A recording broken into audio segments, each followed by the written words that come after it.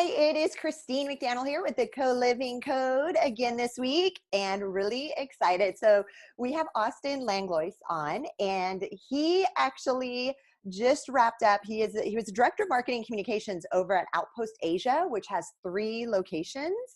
And so this is going to be a unique episode, you guys, because we're definitely going to talk to him as somebody that not only has lived at co-living spaces for the last year and a half. So we're going to talk about that. He spent the last 6 months, working at Outpost Asia, running all of their digital marketing strategy, online branding, like all these fun things. And it's funny, we came in contact last week. He actually was nice enough to be our guest speaker for Co-Living Hub, which is the International Association for Co-Living Homes. And I was taking notes like a crazy person because he just had amazing strategy.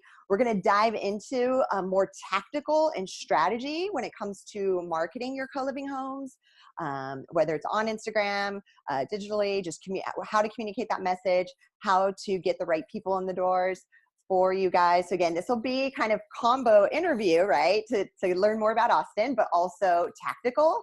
Again, we have lots of viewers that are either running their own homes currently or getting ready to. And I know marketing is like the #1 thing on their mind at all times.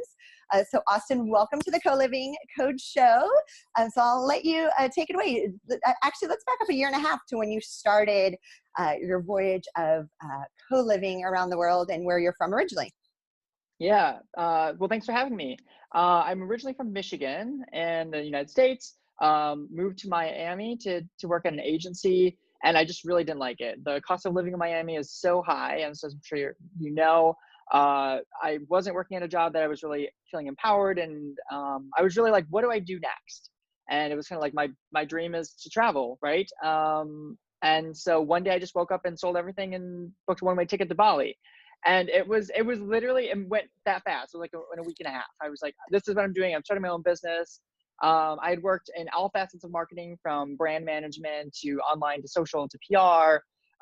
So I kind of was able to like take all of those things and offer them to a client to say, hey, I've done all the different parts of marketing. Let me pull it all together for you to help build a strategy and implement on it, and bring your business to the next level.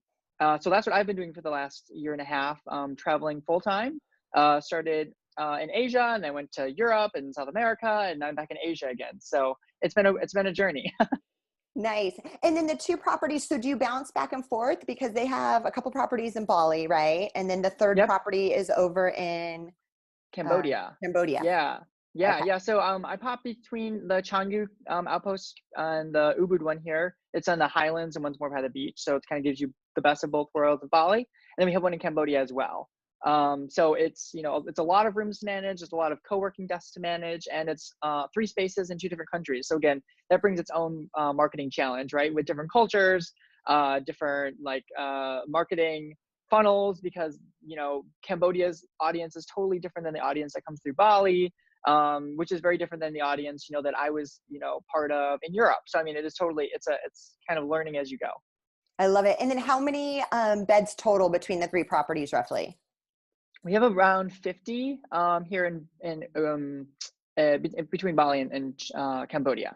So I mean, it is quite a lot of rooms to manage, especially during high season, because the high season in Bali actually is different than the high season in tourism. It's the opposite, because people who travel for holidays are not the people who travel for work. So I mean, you have to balance both like the holiday people and the working people, and with all the rooms. So it's a fun challenge. And then the co-working spot. So you guys open up to outside people to come co-work? They don't necessarily need to stay there? Okay. Right. Yeah. So co-living, you get co-working included in the co-living package. If you wanted to come just be, at our co-working spaces, you can do that as well. And people have a variety of different options to choose from a couple hours a week. So we have like a 25-hour package to unlimited package, where actually it's called our One Pass, and you can travel between all 3 locations on the same membership. So it's kind of like a cool network. And as Outpost continues to expand across the region, that will become even more valuable, right? Because you could, potentially go between all, 10 locations with the same membership, which would be really cool. That is awesome. No, and I love it because you said you eat, sleep, breathe, co-living like I do. Yes. which is great. And so let's dive into the, let's go Instagram first, because that was just something Okay. you really dove into on the call last week. And I appreciated that, you know, about the use of influencers and just, you know, your strategy behind that, you know, for any, and not even co-living homes, but just business in general, just how you appeal Yeah. to the correct market and how do you get exposure through Instagram? Yeah, so I think Instagram is a really tricky beast because you have a lot of people who are just posting really beautiful photos. You get really good engagement and get really good impressions, but it doesn't actually translate to heads and beds, right? Or it doesn't actually translate to sales. So you do have to kind of balance your Instagram strategy. I think a lot of people who just start up, they like to just show, you know, beautiful photos of their destination. And while that can be great, it doesn't actually inform people about what you are or what you offer. And those are the things that people who travel and work remotely are really looking for. They are really looking to know that you do have a private pool, that there is laundry services, there's a community kitchen, that their rooms are cleaned 3 times a week, you know, their linens are changed once a week, they get new towels every day. Like those types of things, they seem so nuts and bolts and so mundane compared to, like, you know, taking a trip to Nusa Penida and snorkeling with the manta rays.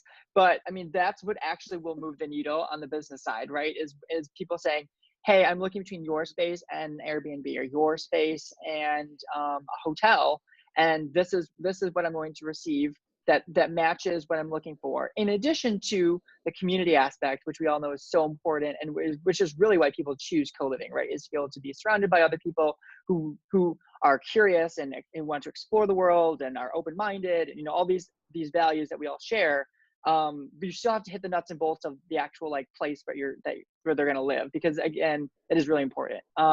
So it's really balancing that between the idyllic lifestyle or the community style aspect, and then the actual nuts and bolts. So that could look like actually posting photos of your rooms. There's so many places that I've looked at online that don't actually post photos of their rooms, which I feel like is such a miss. Because if I'm going to move into a co-living space, one of my big things is I want a queen bed.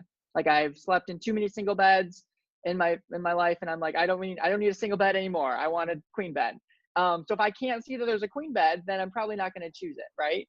On the flip side, there's some co-living space, or in addition, there's some co-living space I've been to that didn't have any windows in the room, or they had like one tiny window and I didn't know it because there wasn't photos. So, you know, it is really important to show photos, because even if the co-living space isn't, you know, the Four Seasons, and maybe there is just a small window, it still helps people get an expectation of what they're going to receive. Because the biggest challenge that I've seen in the co-living space is the difference between expectation and reality. When someone has a really, really high expectation and they come to your space, and, you know, there is a small window and there's a single bed, and they were expecting a beautiful panoramic view with that you photograph from your terrace, which is great, but it's not from their room, and a single bed that's maybe a cot on the floor, that's a big difference, right? And they're going to be really unhappy. So the more photos, the more videos you can take, you know, video walkthroughs, video testimonials of people who can actually say, hey, I love this co-living space because, you know, we had, you know, co-living dinner every Thursday, and it was a great time for me to meet my fellow co-livers. You know, those types of things, which are a little bit more nuts and bolts, can really move the needle rather than just idyllic, you know, lifestyle content. The other thing that is really interesting to look at is the influencer side that you had mentioned, because a lot of people are trying to grapple with, who is an influencer? How do I use them to boost my brand exposure? There's also a rising trend of what's called micro influencers, which are people who are probably between like 3 to 10,000. So they're pretty small in the Instagram influencer world, but they often have like higher engagement or more real followers, if you could say, because they're actually, you know, they've probably met a lot of people who do a lot of the same things that they do. So they can actually be, you know, as influential, if not more influential, than people who have, you know, hundreds of thousands of followers. And it really is trial and error. It will take just going out there and reaching out to influencers and saying, hey, we'd love to host you for a free stay. Or, hey, we saw that you're on your way to Bali. We'd love to have you stay at our co-living space, you know, in exchange for X, Y, and Z. The other thing you can also ask is, you can reach out and say, hey, do you do brand partnerships? Would love to get your rate sheet. Because depending on the influencer, they may or may not be out of your budget. And at least it gives you kind of a starting place to negotiate. Especially if you don't have a lot of capital up front, you can always say, hey, we saw that your rate sheet, you do, your first package is 5 photos for $5,000. I don't have $5,000. Would you be willing to do 1 photo for, $500, and I'll throw in, a couple weeks of co-living stay. The other option you can do is partner with them to give away space. So whether it's your co-living or co-working space, in exchange for content. So you could say, hey, I don't have a photography budget, but I'm going to reach out to a bunch of influencers to see if they could stay at my space, take photos while they're there. They'll probably post on their social media. They'll probably post stories, and you can even put that in the contract, stories or posts. But then you can also say, hey, I would love to get the high res photos. We'll tag you in the photos when we post them. We'll put you in the credits on our website, but it's a great way to get kind of affordable content on a trade, rather than having to hire a full-time photographer to go through and take all your photos, and that can be a big budget. No, I love, love, love that, because that's super tangible, right? So it's like they stayed there, they gave you something in return. Because we had talked even more in detail, and we'll go into this, is that 2 things with the influencers. And again, for Kndrd Quarters, we haven't gone the influencer route at all yet. And I'm just leery because I know friends that have, and, we talked about, they have the pods. So a lot of them are in pods together, and they're commenting on each other's stuff. And so, you just have to make sure that they're your demographic, that not the influencer themselves, but all these people that are following them are your demographic that could afford to fly to Bali and stay there. Right. And a lot of times they're dreamers, they're not doers, right? And that's why they're constantly following and liking and commenting these influencers, because they dream of being there, but they're not there. And so it's that disconnect, is that, how do we see through that? How do we see that they're really, and it's not, usually I'm sure they don't, it's rare that it's like, oh, I came only because this influencer posted. They might have seen it for months and then finally made the jump and went on your website and booked a room, but you never knew it was the influencer. So it's a little hard to track, right? But you guys said you've had some luck, right? We did, yeah. And the other thing you can do is always ask your influencer for the metrics. So, after you do a campaign with them, you can say, hey, we'd love to see how many impressions it got, how many shares it got, how many bookmarks it got. That can be really key. A lot of people will bookmark something on Instagram for later, right? I do that all the time. Yeah. Whether it's, cool destinations or cool hotels or cool co-living spaces that I want to visit, and bookmark it. And so you can say, hey, 100 people bookmarked our co-living space photo. That says something, right? Because then they're probably saving it for later. So again, you can't necessarily tie it directly to sales unless someone says, I booked this because of an influencer I saw, right?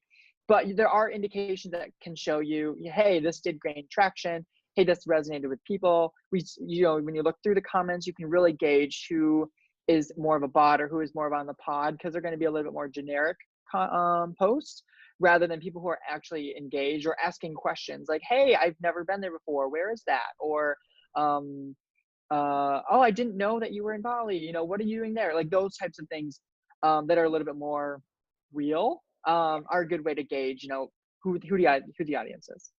That's really cool. And then what's another great source that you think, as far as getting people heads in beds, like you said? So Facebook is also a tool that can be good. It is waning, right? Because of the algorithm is challenging. It's turning more into a pay to play. But if you create a really comprehensive strategy where all your different social channels are all pointing to the same thing, it can be a powerful way to push a campaign forward. So here's an example. Let's say that you create a lead magnet. So a lead magnet is usually a download, something that someone would want to have, and you get their email address. So that's like the beginning of the marketing funnel. If you're a marketing professional, you probably have heard about the marketing funnel before. So let's say it's, and let's say that your co-living space is in Uganda. So it's like the 10 things you have to know before you get to Uganda. So people download that, they get put on your email. And then, so you're able to email them on a regular basis. That's gold. Building your email list is so important. The other thing you can do is partner with other spaces or other friends or other businesses to run giveaways. Or so for example, let's say that you're going to give away a couple rooms. You can partner with local businesses where people have to submit their email to enter the giveaway. Then you have their email, right? So that's one thing is all the different tactics to get people's emails so you can email them directly because then they're kind of a warmer lead. The other thing you can do though is do the exact same thing but on social media. So you can say on Facebook you can run promotions where people can insert their email to get a download or to get a coupon code. So let's say you're running a Black Friday coupon code. People can put their email in, they'll get their coupon code, they can book your co-living for a reduced rate, and you get their email. On Instagram, you can do a few similar things, like whether it's a giveaway. There is the little email button at the top as well of your profile. So it's a good place to direct people to say in your giveaway, rather than having them go to a web page. It can be click the link in bio and they can register right there on a landing page, or they can email you directly. So kind of using all the different tools in your arsenal to really build your email list can be a really effective way to get people engaged, or at least on your list. And then you can start pushing out messaging there. And having all of those things work together, your website, your email marketing, your social media, all working together can be a really powerful way to run promotions, to push key messaging about your space, news about your space, and even highlight promotions with other spaces as well. So, let's say that you have partnerships with other businesses where people get discounts, 15% off a haircut or 30% off a meal or something. It's another good way to continue to show the value of co-living, because I think a lot of people have a hard time distinguishing, should I go to co-living or should I go to Airbnb, or should I go to a hotel or a hostel? And again, you can use all these channels to really push your value.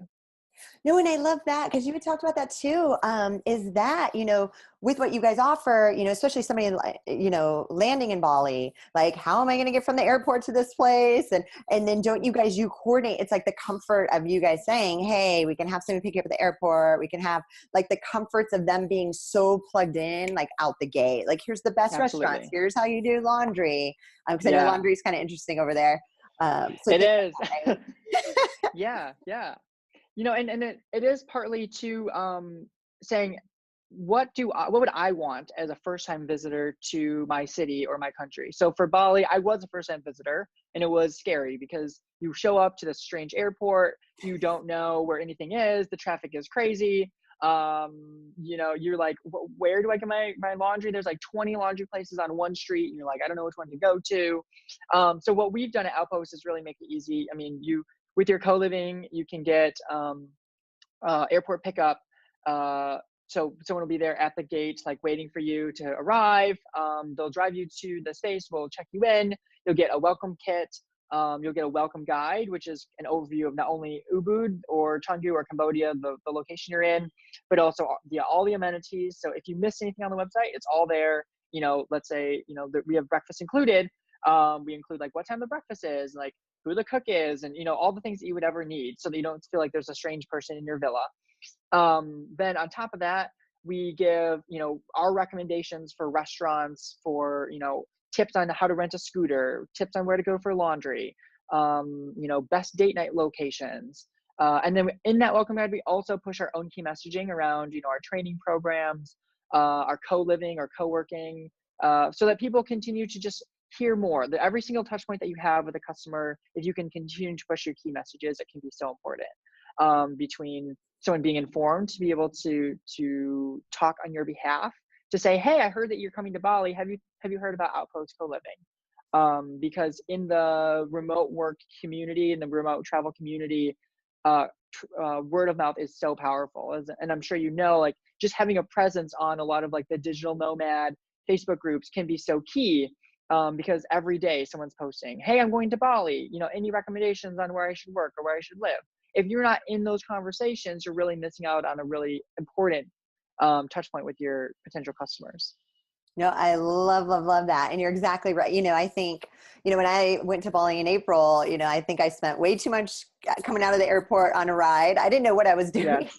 So it would have been nice to have that comfort, of like, okay, everything's handled, just the word of mouth. Do you guys have a nightly, do you have a minimum on stay? Is it 30 or 2 nights, or how long? No, you can book from a day to a couple months. So, I mean, we really run the gamut. Obviously, the longer you stay, the more of a package deal you're able to receive. So it works, unlike a hotel where if you stay every night, you stay the same amount, it's the same price. With us, the price does decrease per night the longer that you stay. And we've had people stay, for 3, 4, 5 months, because again, you're paying for the convenience factor, the security, and just like that everything works. Because especially when you're in an island destination, not everything works, right? For example, the other day, Bali had a power outage, and we have like backup generators here at Outpost. So like we didn't lose power, but like where I'm living in my villa, I lost power for like 2 hours, right? So we do take care to really emphasize to take care of a lot of those things that you wouldn't receive if you were just like staying at some homestay. Got it. Oh yeah, the homestays. There's a lot of homestays out there. I remember those. Yes.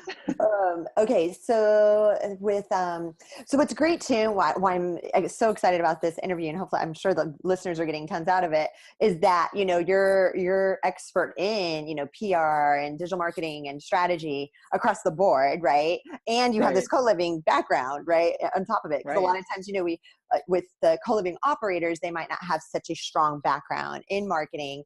So you do. So I know you're ending your contract with them. But you do freelance, marketing strategy, PR. Are you taking any new clients going forward, or do you already have that lined up?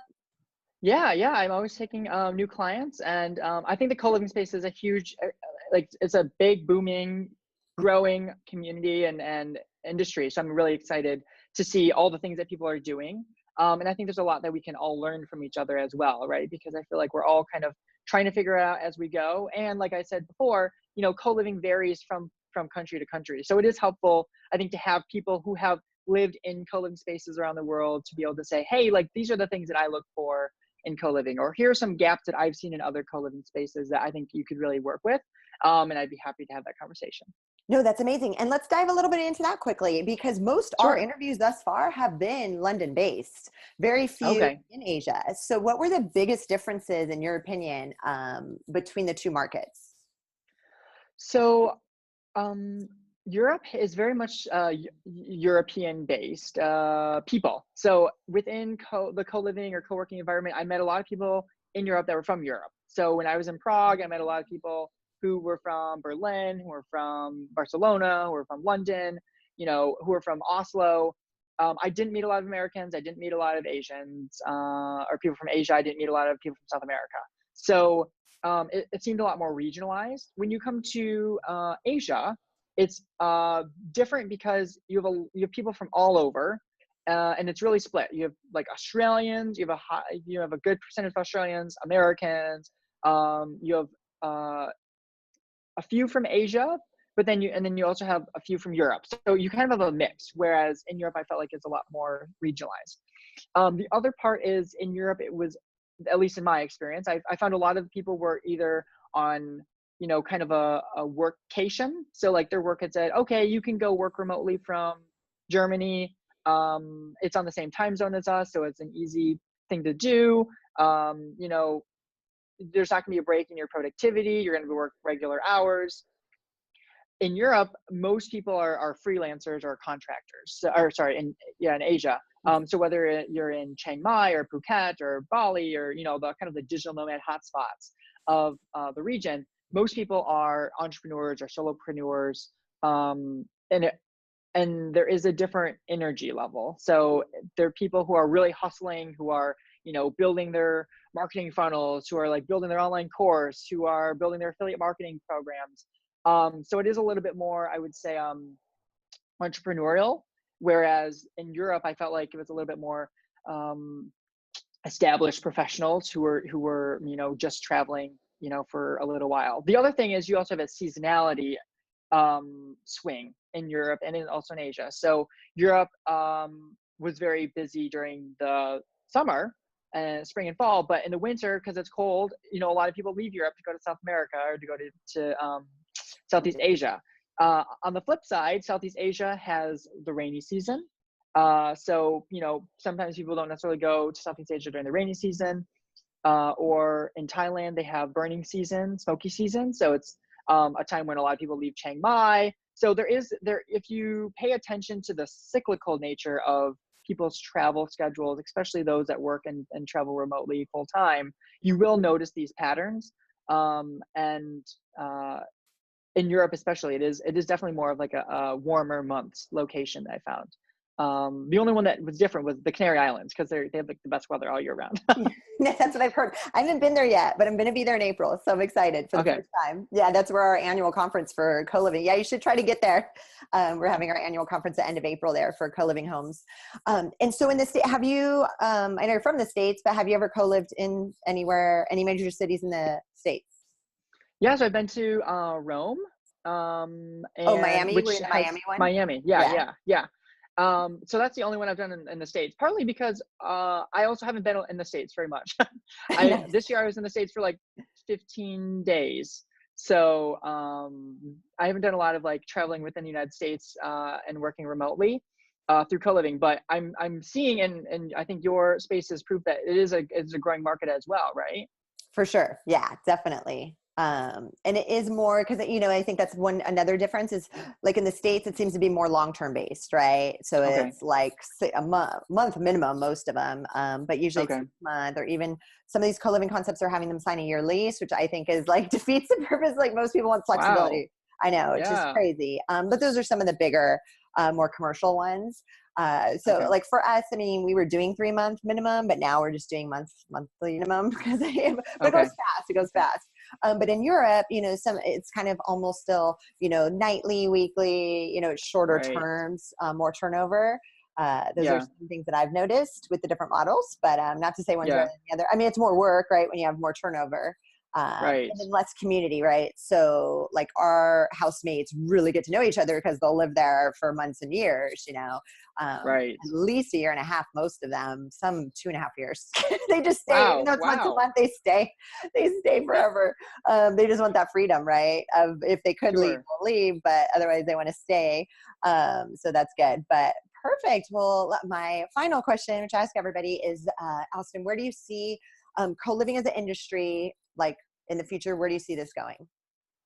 I see co-living as really the future of like urban city living. And even not even in urban cities, but also in destination living as well.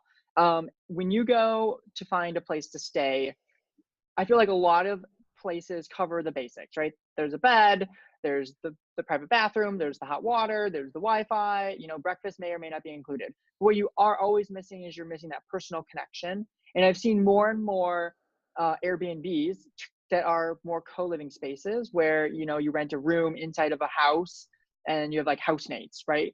And I thought that would be a big turnoff for people because people want their space, you know, and people want their privacy. But and in fact, I think it's the opposite. People are looking for connection, especially when you're in a new city, when you show up and you don't know anyone.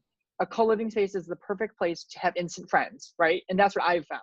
You know, when I showed up in the Canary Islands, I'd never been there before. There was 3 other people in the house with me, and I was like, we're all besties. You know, there's someone who has my back. If I don't show up tomorrow morning, they're going to say, where's Austin, right? So that can be good from the security side.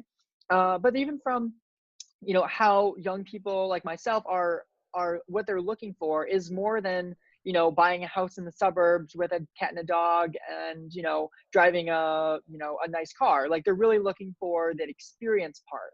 And a co-living space really delivers, or a good co-living space, I should say, really delivers above and beyond just what an apartment or a house could, right?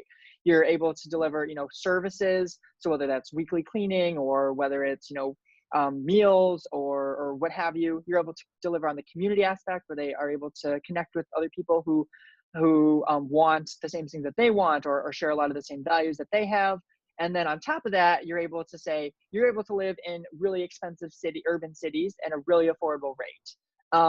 And that's, I think that's really what we're able to deliver. I mean, when I was staying at a co-living space in Tokyo, I was staying in one of the best neighborhoods in Tokyo, like amazing location for dramatically less expensive than what I could probably have found on my own.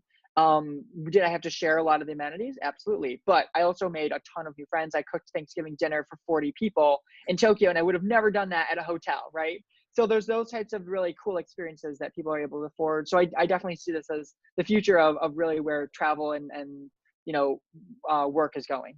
Yeah, no, I love that. I love it. And it just made me smile because like even just this weekend, and we work a lot at our house, like all of us worked crazy hours. So Hmm. like this weekend we made it a point. We went bowling together on Friday night. It was so much fun.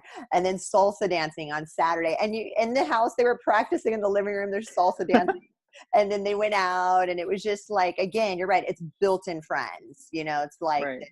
and they're lifelong friends. Because then sometimes the Right. old Right. alumni come back, right? So they're in town Right. this weekend, and then they'll come out with us, and it's like you pick up right where you left off. Right. Yeah, I love it. And there's plenty. I mean, everybody has their own room. There's, in ours, it's Right. private. That's your Right. privacy. That's always the number one Right. question. Um, Right. Well, and on top of that too, it's not like you're locking into a rent or a lease with roommates for a year, right? Like if you don't like the people that are in your co-living space, you can leave, right? That's also the benefit of the flexibility, right? yeah, Um, or if you find that your schedule just doesn't match with other people in the co-living space, you can leave and go somewhere else, and that flexibility is really great because if you showed up in a new city, uh, locked into a really long-term lease, and then you found that your roommates were crazy partiers at 1 a.m. in the morning and you had to work early in the morning, that's not going to work out. Whereas in a co-living space, you do have the flexibility. And there is that, I think there's more of a built-in understanding that, hey, we're professionals, we need to get work done, we're going to respect each other, in a way that I haven't seen when I've just been like looking for roommates online. yeah. No, no, no. You're right. And that's when you said, expectations meeting. What was that saying again? And I've heard it multiple. Reality. Yeah, Yeah. yeah, yeah, yeah. And so it's, sometimes we do a lot of posting of like, salsa dancing and bowling, and we used to have huge parties at our like 300 plus people at this one house. Wow. No, and it was nuts. But we would do those like once every other month. But we had so Sure. much content and video that we'd push out, and everybody would talk about the parties that everybody thought we were a party house. Well, then they come to our house or they'd move in, and they're like, "But we're super not partiers. Like during the week, we're all in bed by 9, and we're working like crazy." So they're like, "Wait, like I thought this was party house," and we're like, "No, no, no, no. That was like once every other month." And then the flip has happened too, where it's like, is all you do is you guys work and you don't have fun at all. It's just like Yeah. portraying that the correctly has been a challenge and a struggle of like, how do we portray that, correctly on Instagram, and so the world can see like, yeah, Right. we're working hard and playing hard. But not, but then just in clearly define, like, okay, just so you know, Monday through Friday, it's like, 9 p.m. quiet after 9, and Right. everybody's respectful of that, and everybody knows now.